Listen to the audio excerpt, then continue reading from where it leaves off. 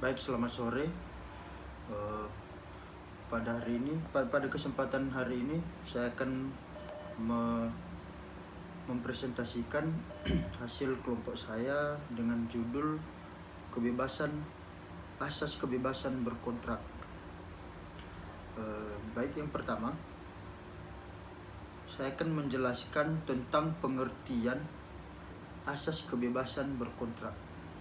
Asas kebebasan berkontrak adalah prinsip dalam hukum perdata yang memberikan kebebasan penuh kepada para pihak untuk mengatur isi dan syarat-syarat dalam perjanjian yang mereka buat. Kebebasan ini mencakup pilihan terhadap pihak yang terlibat dalam kontrak, isi kontrak, serta bentuk kontrak yang disepakati. Yang kedua, sini saya akan menjelaskan landasan filosofi asas kebebasan berkontrak.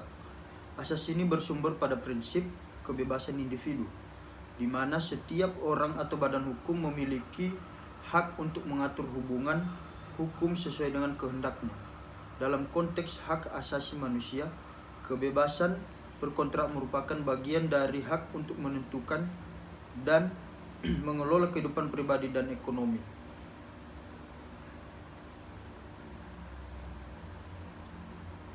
Asas kebebasan berkontrak dalam Kitab Undang-Undang Hukum Perdata (KUH Perdata) pasal 1338 KUH Perdata menjadi dasar hukum yang mengatur asas kebebasan berkontrak dalam hukum perdata Indonesia. Pasal tersebut menyatakan bahwa perjanjian yang dibuat dengan sah berlaku sebagai undang-undang bagi para pihak yang membuatnya. Kontrak yang sah harus memenuhi syarat sahnya perjanjian, yaitu kesepakatan, kecakapan untuk membuat perjanjian, dan objek yang halal. Baik, di sini saya akan membahas tentang peran pengadilan dalam menjaga kebebasan berkontrak.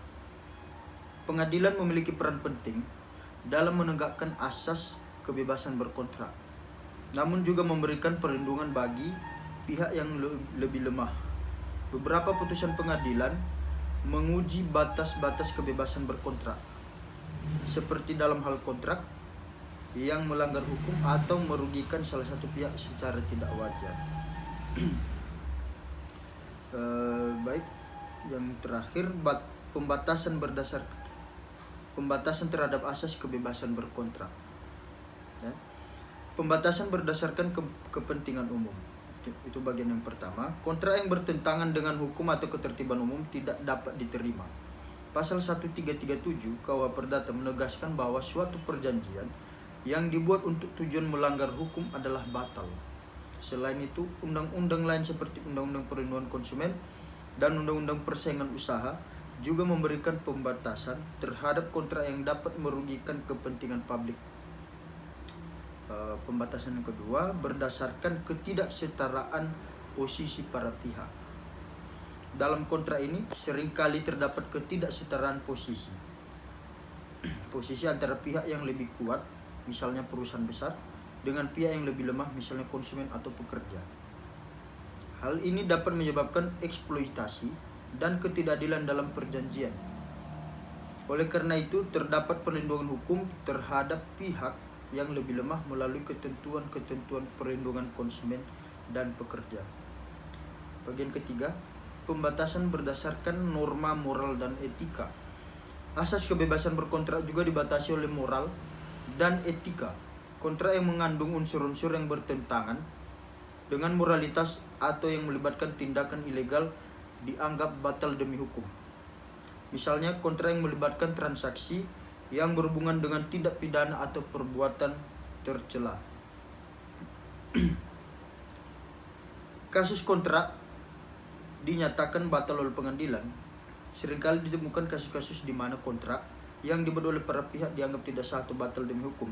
Salah satu contohnya adalah kasus di mana pengadilan membatalkan perjanjian yang melanggar ketentuan hukum yang berlaku atau mengandung klausul yang merugikan salah satu pihak secara tidak wajar. Kemudian, kasus pembatasan kebebasan berkontrak dalam kontrak konsumen. Contoh adalah perjanjian yang mengandung klausul yang tidak seimbang antara konsumen dan penyedia jasa.